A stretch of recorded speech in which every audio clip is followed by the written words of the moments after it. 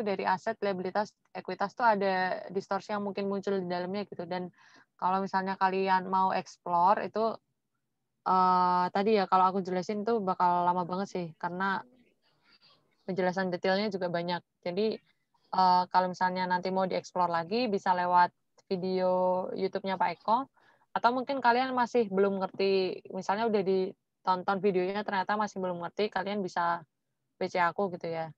Terus mungkin sekarang selain dari 2/3 pertama, kita kalian di UTS besok juga bakal bahas tentang analisis cash flow. Nah, cash flow ini kan dibagi jadi 3 tuh, ada financing, investing, sama operating. Gini teman-teman, kalau misalnya kalian bahas tentang cash flow, secara garis besar, kan ada 3 komponen tuh, operating, investing, sama financing. Nah, kita mulai, kenapa sih kalau di minggu kelima belajarnya financing dulu gitu, kenapa enggak operating dulu? Jadi flow-nya atau alurnya ketika teman-teman melakukan analisis laporan keuangan, tepatnya di bagian arus kas, itu jadi jalan masuk atau pintu masuknya gitu teman-teman, kalian mulai dari financing activities. Kenapa kok financing? Jadi generally atau secara umum, aktivitas financing perusahaan ini mengindikasikan apakah mereka masih dalam tahap sunrise ya. Sunrise itu maksudnya kayak mereka baru mau growing, baru mau bertumbuh, ataukah mereka udah berhasil menguasai pasar atau biasa disebut mature, ataukah mereka mau sunset gitu. Kalau sunset berarti udah mau likuidasi. Maksudnya gini, ketika cash flow financing-nya plus, plus itu kan berarti kan cash inflow gitu ya, banyak kas masuk yang mereka dapatkan, yang perusahaan dapatkan dari aktivitas financing. Nah, itu berarti mengindikasikan bahwa sebenarnya perusahaan ini masih ada pada tahap yang mana mereka tuh masih banyak menghimpun dana dari luar, banyak menghimpun modal dari luar, entah itu dari mereka menerbitkan obligasi ataupun dari ekuitas ya. Kalau dari sisi ekuitas kan berarti berupa kepemilikan saham. Jadi ketika kalian atau ketika kita bahas tentang financing, itu komponen yang ada di neraca yaitu liabilitas dan juga ekuitas. Yang mana nanti kalau bahas di minggu kelima tuh kayak gimana sih menganalisis liabilitas dan juga gimana sih menganalisis komponen ekuitas yang ada di neraca. Itu dari kegiatan financing. Udah nih, misalnya kita udah lewat di minggu kelima, berarti kan udah perusahaan ketika udah dapat financing berarti mereka punya uang kan. Nah, uang yang mereka dapatkan atau modal yang mereka dapatkan dari kegiatan financing itu tuh mereka gunakan untuk membentuk suatu investment decision, teman-teman. Investment decision di sini maksudnya apa? Investment decision adalah ketika mereka punya modal, mereka gunakan untuk berinvestasi. Kalau misalnya kita bahas tentang investasi itu kan relatif membahas tentang komponen aset di neraca gitu kan teman-teman. Kalau yang tadi financing itu komponen liabilitas dan ekuitas, terus kalau financing itu masuk ke komponen aset di neraca, tepatnya di sisi debit neraca gitu ya. Apakah mereka tuh cari pendanaan terus kemudian mereka pakai buat beli-beli aset atau mereka buat beli investasi atau berbentuk surat berharga gitu ya. Apakah mereka gunakan untuk invest di perusahaan lain? Apakah mereka beli operating asset kayak misalnya beli mesin, beli peralatan yang selanjutnya mereka gunakan untuk operasionalnya kayak gitu. Jadi gini flow-nya tadi aku ulangin dari awal, mereka ambil pendanaan atau financing dari entah itu utang atau modal gitu ya.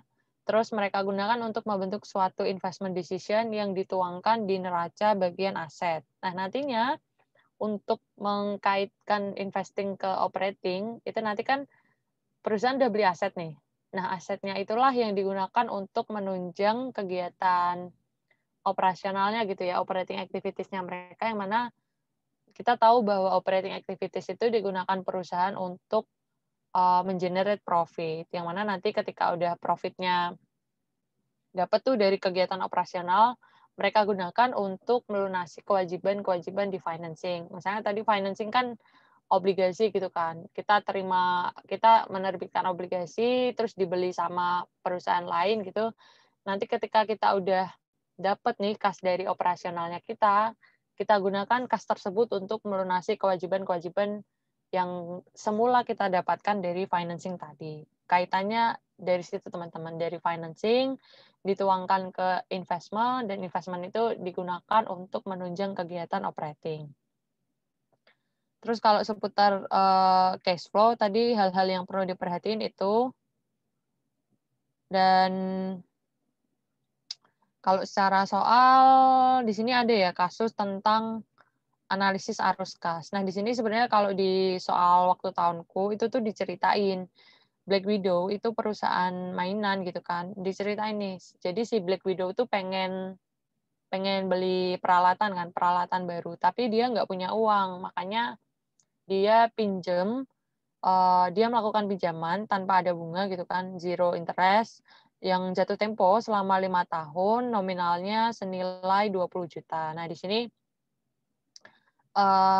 diceritain bahwa mereka tuh mengestimasi laba bersih perusahaan sebelum penyusutan aset baru dan sebelum pajak penghasilan. Ini yang biasa kita sebut EBITDA, teman-teman. Earning before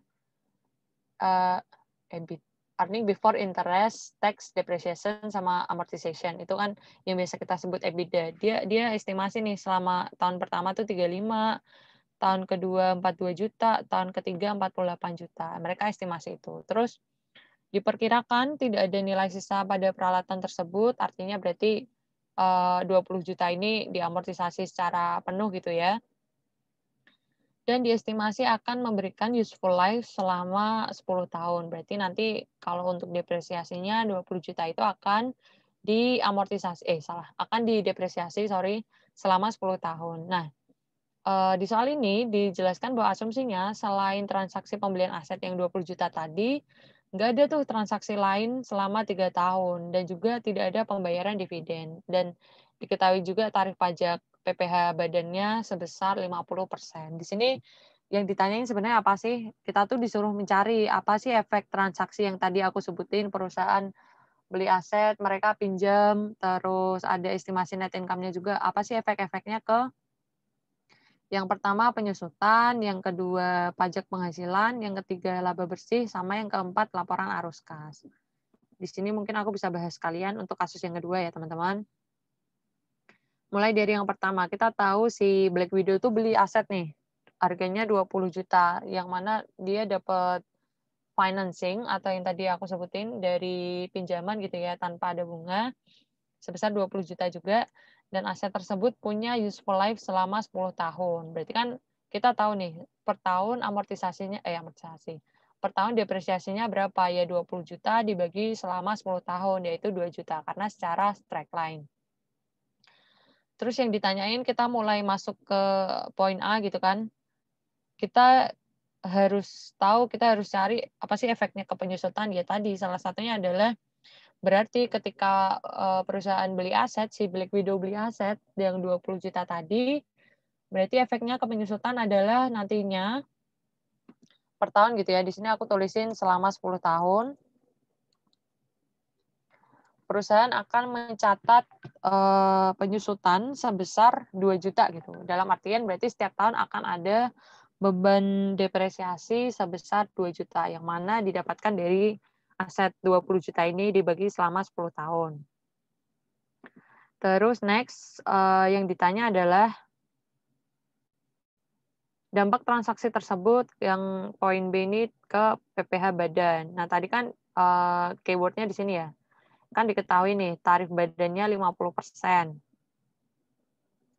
Terus berarti kita masuk ke perhitungan. Ketika setiap tahun, yang tadi kita cari di poin A, kan kita udah tahu nih, setiap tahun akan ada beban depresiasi sebesar 2 juta selama 10 tahun gitu kan. Expense akan naik sebesar 2 juta berupa expense depresiasi. Yang mana artinya ketika semakin tinggi expense-nya, berarti kan income-nya semakin turun tuh. Yang mana kalau income semakin turun, itu akan semakin menurunkan besaran pajak yang harus ditanggung perusahaan. Di sini kan berarti sebesar berapa ya? Sebesar income-nya turun berapa, terus dikali sama tarif pajaknya. Tarif pajaknya kan tadi diketahui itu 5%. Berarti turunnya setiap tahun berapa? Ya berarti kita kalikan 2 juta ini atas kenaikan depresiasi dan penurunan income sebesar 2 juta dikali dengan tarifnya yaitu 50%. Jadi disimpulkan bahwa selama 10 tahun PPh badan ini yang tarifnya 50% akan turun sebesar 1 juta per tahun efek dari depresiasi ya yang tadi 2 juta dikali 50%. Itu untuk poin B. Terus poin C efeknya ke laba bersih teman-teman. Nah, laba bersih kan kita dapat informasi tuh tadi yang earning before interest, tax, depreciation, amortization yang 35 juta di tahun pertama, 42 juta di tahun kedua, dan 48 juta di tahun ketiga. Kita tulis tuh, karena datanya udah dikasih kan di soal. Ini kalian jangan lihat yang sebelah kanan dulu ya. Ini kita lihat yang sebelah kiri dulu. Ketika dia beli aset, terus kita tahu EBITDA-nya tadi udah given di soal yang aku blok ini. Terus kita catat berarti kan tambah depresiasi ketika kita udah beli aset, artinya EBITDA ini nantinya akan dikurangi oleh efek depresiasi sebesar berapa? Sebesar yang tadi udah kita hitung di awal yaitu 2 juta setiap tahun. Terus kita udah ketemu nih earning before tax-nya. Yang mana earning before tax-nya nanti akan kita gunakan untuk menghitung besaran kewajiban pajak dan juga besaran net income akhir gitu kan. Yang ditanyain kan laba bersihnya atau net income. Terus dengan tarif 50% itu kita hitung dikalikan dengan earning before tax, terus ketemu nih. Di tahun pertama 16,5 juta, tahun kedua 20 juta, tahun ketiga 23 juta. Nah, di sini aku ajak teman-teman melakukan komparasi ketika mereka tidak membeli aset gitu ya, nggak beli aset yang 20 juta tadi. Kalau jawaban UTS sebenarnya yang kiri doang. Ini yang kanan aku buat supaya teman-teman bisa ada gambaran perbandingan kalau misalnya perusahaan beli aset gitu yang sebelah kiri sama nggak beli aset. Nah, ini kalau nggak beli aset, kan sama nih EBITDA-nya 35, 42, sama 48 di tahun pertama, kedua, ketiga. Tapi bedanya adalah ketika mereka nggak beli aset, mereka nggak mencatat depresiasi dong. Berarti depresiasi di sini kan kosong. Terus berarti dasar income yang dikenakan pajaknya pun sama gitu sama EBITDA yang tadi disebutkan di awal karena tidak ada efek depresiasi. Terus dikenakan tarif pajak sama sebesar 50% dikali sama earning before tax-nya yang tadi aku bilang sebagai dasar pengenaan pajak gitu ya. Dikalikan 50% dan ketemu nih net income-nya kalau misalnya mereka nggak beli aset. Dan tadi karena kita udah analisis terhadap PPh gitu ya, yang mana kalau beli aset nih, PPh akan turun 1 juta per tahun. Itu kita bisa buktikan di perhitungan yang C, misalnya ya tahun pertama, ini kan tax 50% kan 17,5 juta nih.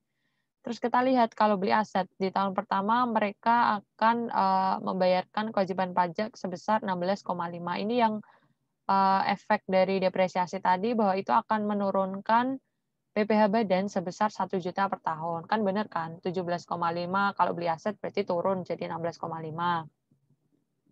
Begitupun di tahun kedua dan tahun ketiga yang tadinya 21 juta kewajiban pajaknya berkurang jadi 20 juta, berkurang 1 juta gitu kan. Terus tahun ketiga pun begitu, 24 juta berkurang jadi 23 juta. Itu untuk poin yang C, sehingga ketemu net income-nya. Terus poin yang D, teman-teman, laporan arus kas untuk kegiatan operasi, investasi, dan pembiayaan. Nah, ini ada 3 kan berarti. Nah, yang perlu diingat ketika kita menganalisis efeknya di arus kas, terutama di bagian aktivitas operasi gitu ya. Kan kita dulu belajar nih, sebenarnya kalau laporan arus kas di bagian aktivitas operasi, itu bisa dilaporkan secara direct maupun indirect gitu.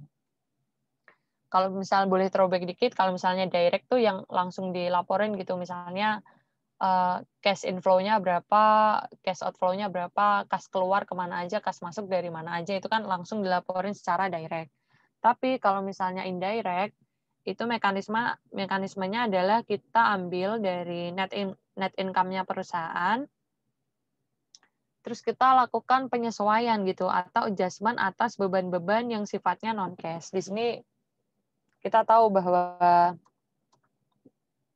depresiasi aset itu merupakan beban yang non cash, dalam artian maksudnya tuh beban depresiasi tuh nggak kita bayarkan secara cash gitu. Beban depresiasi itu kan atas aset yang kita punya, tapi kita nggak membayar atau nggak mengeluarkan cash atas beban depresiasi itu.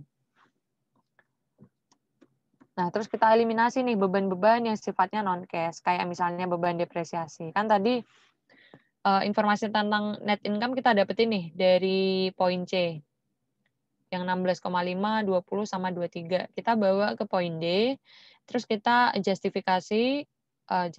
kita adjustment atas beban depresiasinya. Kenapa kok ditambah? Karena berarti kan net income sebesar 16,5, 20, dan 23 ini udah dikurangi sama depresiasi gitu kan. Berarti kita harus tahu net income yang non cash dengan cara menambah ulang gitu. Dibalik berarti kan ditambah. Ditambah depresiasi berarti 2 juta, 2 juta, 2 juta setiap tahun, yang artinya cash flow dari operating sebesar 18,5 di tahun pertama, 22 di tahun kedua, dan 25 di tahun ketiga. Itu untuk yang operasi. Terus kalau yang investasi, ngaruhnya di tahun pertama doang teman-teman, yaitu ketika dia tadi menghimpun financing gitu ya, menghimpun pendanaan untuk beli aset, yang kemudian pinjaman tanpa bunga itu mereka gunakan untuk beli aset. Berarti kan di sini ngaruhnya ke pembiayaan nih. Ini karena mereka ada pinjaman gitu ya. Ini kalau yang beli aset ini beli peralatan. Kalau beli peralatan kan berarti cash-nya cash outflow, minus gitu kan. Jadi intinya kayak gitu. Kalau misalnya ini soal tentang arus kas ini, kalian mengidentifikasi efek-efeknya antara lain kalau di soal penyusutan, PPh, sama laba bersih, sama laporan arus kas. Kurang lebih gambarannya kayak gitu kalau misalnya di soal arus kas gitu teman-teman. Ada yang bingung nggak? Ada yang mau ditanyain nggak? Ini nanti Excel-nya aku share juga ya. Kalau ada bunganya, nanti efeknya kemana? Kalau ada bunganya, nah misalnya anggap aja tadi pinjaman 20 juta gitu ya, efeknya interest-nya misalnya anggap aja 5%. Ini kan berarti bunga 5% adalah kewajiban financing gitu ya. Kalau misalnya interest terkait dengan financing adalah kewajiban yang harus dibayarkan setiap tahun. Misalnya ini 20 juta kita pinjem bulan Januari tahun pertama gitu kan. Berarti bulan Januari itu maksudnya di tahun pertama itu kita juga ada kewajiban financing loh, sebesar berapa? Sebesar misalnya 5 juta dikali sama 20 gitu kan. Nah, berarti kewajiban interest yang harus dibayarkan adalah 1 juta. Nah, nanti misalnya diketahui nih di soal dari pinjaman itu ada bunga nih 5%. Terus diketahui bahwa 5% kan berarti apakah dia dibayarkan di akhir bulan atau dibayarkan di awal tahun gitu ya, awal tahun kedua gitu misal. Kalau misalnya dia dibayarin di akhir bulan berarti ngefek juga dong ke cash flow-nya di bagian financing. Misalnya nanti asumsinya ada pembayaran bunga di akhir tahun, berarti kan di sini ada pembayaran interest.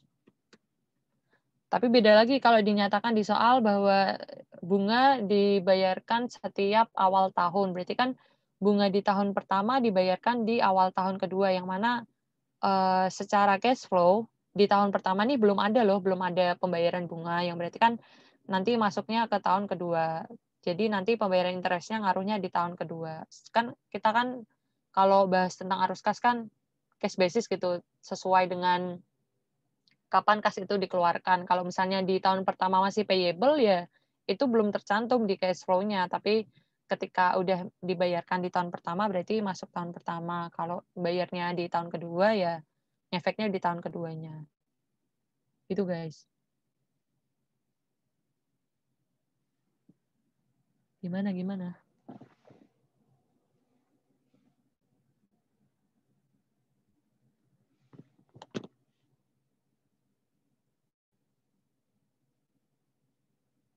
Oke. Yang lain ada pertanyaan nggak?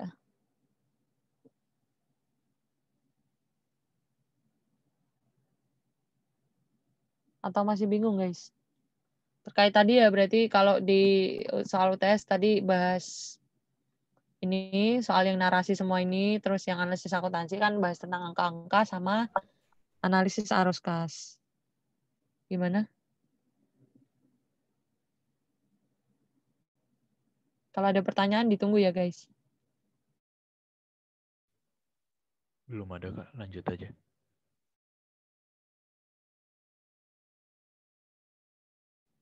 Lanjut berarti lanjut ngapain dong? Tadi aku udah review materi. Terus secara soal juga udah bahas. Kalian yang masih bingung gitu bagian mana yang kira-kira perlu dibahas lagi atau masih ada yang bingung gitu nggak?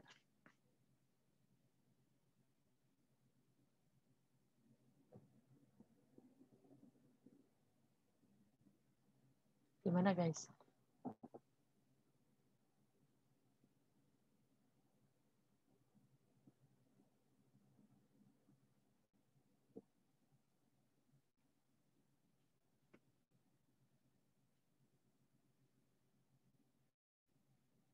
Request selain depresiasi ada apa lagi?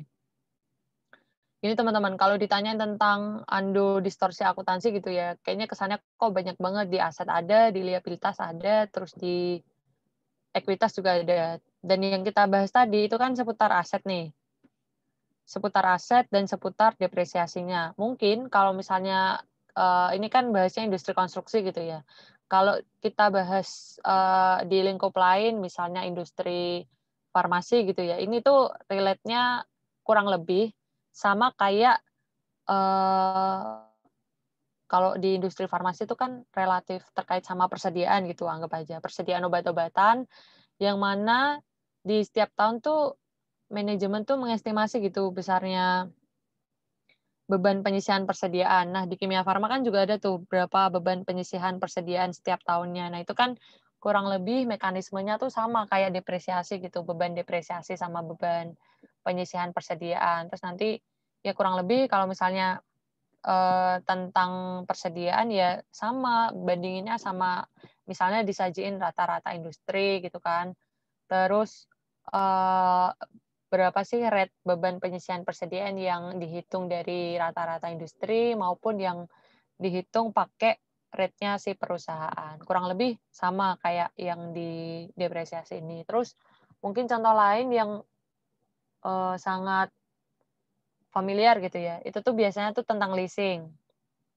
Kenapa kok leasing? Karena leasing tuh treatment-nya ada dua kan, operating lease sama capital lease. Nah, itu beda juga. Misalnya seharusnya karakteristik leasing itu disajikan sebagai capital lease, tapi perusahaan malah nyatet itu sebagai operating lease. Tapi itu nanti tergantung data sih. Tapi menurutku nanti di soal kalian mungkin ya yang mungkin keluar gitu, itu masih terkait sih sama industri farmasi. Kalau di tahunku kan seputar industri konstruksi nih, dan yang perlu diingat kalau kalian baca-baca nih tentang multiple choice gitu ya, itu banyak banget yang bahas tentang industri industri konstruksi. Nih misalnya bahas tentang waskita karya. Terus habis itu ini bahas juga tentang waskita karya, bahas tentang apa sih aset finansialnya, apa sih aset operasinya gitu. Terus bahas juga tentang distorsi akuntansi yang mungkin terjadi pada perusahaan konstruksi. Terus bahas tentang ini, kalau di konstruksi kan kita belajar ada yang dulu tuh yang metode percentage of completion atau cost recovery, itu juga dibahas di UTS-nya. Nih berdasarkan riset terkini industri konstruksi. Nah, mungkin bisa jadi salah satu bayangan juga sih bagi kalian supaya waktu tahunku misalnya bahas tentang industri konstruksi, di kelas juga diskusi tentang waskita, dan ternyata di UTS banyak banget gitu yang menyinggung tentang industri konstruksi. Jadi mungkin kurang lebih karena nggak dapet kisi-kisi juga ya, sangat clueless, tapi kalian bisa explore lagi kalau misalnya bahas tentang industri farmasi ya kurang lebih mungkin analisis-analisis yang nanti akan disajikan di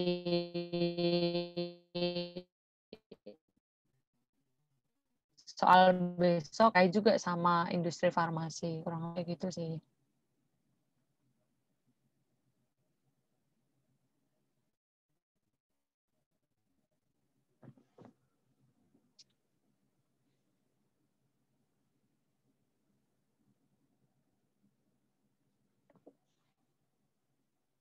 Gimana, ada yang masih bingung nggak? Kuncinya gini teman-teman, jangan menganggap ALK itu susah. Dalam artian ALK itu ketika kalian misalnya belajar materi gitu ya, itu emang bukan hafalan sih, karena judulnya udah analisis, jadi lebih ke konsep sih, gimana kalian mengkaitkan antara komponen-komponen di laporan keuangan gitu ya. Efeknya gimana antara satu sama lain, tapi yang jelas teorinya di analisa laporan keuangan itu bukan teori yang dihafalkan gitu, tapi ya memang itu saling terkait dan itu dipelajari secara konseptual. Susah kalau ngafalin gitu kan. Apalagi bentuk multiple choice-nya. Maksudnya gini, dulu tuh aku pernah diceritain kalau soal-soal tentang soal-soal bagian multiple choice gitu ya. Itu kan di sini ada 40 nih, 40 nomor. Dan dulu tuh diceritain kalau di bagian multiple choice pun itu pun ada semacam level-level soalnya gitu. Misalnya ada 3 level gitu ya. Level pertama itu yang mana ketika kalian baca soal tanpa kalian mikir kalian udah tahu jawabannya. Misal 24 nih, yang bukan merupakan alat analisis keuangan. Berarti kan udah bisa nih yang audit. Kenapa audit tuh beda lingkup gitu sama LK kan? Soal di tipe pertama. Terus level soal di tipe kedua adalah ketika kalian menganalisis atau membaca soal, mungkin ada 2 jawaban yang bikin kalian bingung. Misalnya antara A atau B. Nah, itulah di level kedua masih level sedang gitu ya. Kalian berarti masuklah ke apa yang kalian pelajari, apa yang kalian tahu, berarti antara 2 jawaban itu pilih mana. Itu level kedua. Terus level ketiga, nah